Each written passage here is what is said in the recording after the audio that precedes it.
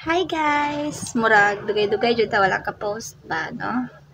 Unsaon ta man ninalangay man ko dito sa outside world kay naay nagpatambag dito dili ingon nato ba.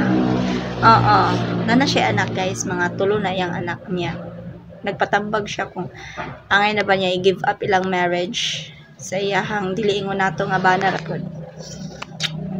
Naglisod ko guys kay wala pa ko experience of marriage, no. Wala ko ba sa feeling anak. Pero as a parent na pod guys, na feel na ko siya. Atong nag-share na ang dilingon nato sa kuha guys. Ang akong nakita nga problema sa ilang duha is lacking of time quality. Wala na sila time sa usag-usa kay busy lagi sila sa usag-usa, no.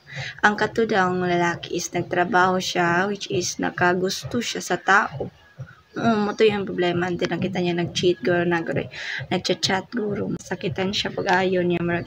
Iabot na siya sa point nga. Iyahan na lang gidang i-give up. Ikapila naman daw na nag-cheat. Ikapila na daw na nag-cheat iyang bana. Tuyo daw to sila sa kamaisan. Oo. Nakitaan man niya nangawat og maiso. Nakagusto tong dilingon nato itong nga babae.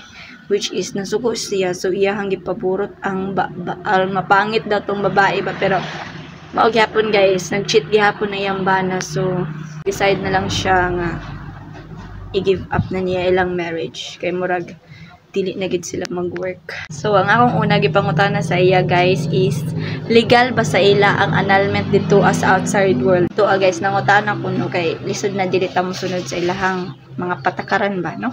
Ang tuba guys is dili pa daw legal, wala pa daw na naaprubahan, although naapoy dili ingon nato nga nag-file pod o inana nga pamalaod pero wala pa pod siya naaprubahan. Kani man gud sila nga dili ingon nato guys kay kuano sila ba arrange marriage sila mga parents ba mao napugos siguro tong lalaki wala guro siya gugmato nga babae niya, pero respect nato na sila guys kay mo na ilang culture. So mo to guys, mo tong ipangutana sa iyo niya. Nilakaw na din siya guys kay nihilak naman to siya.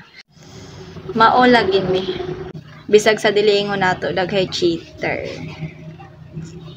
Na? Isud gyud. Digid na kaya no, kay murag sakit na magud na sa usa ka tawo. Kay pati kay dili ingon nato ang mga cheater pod.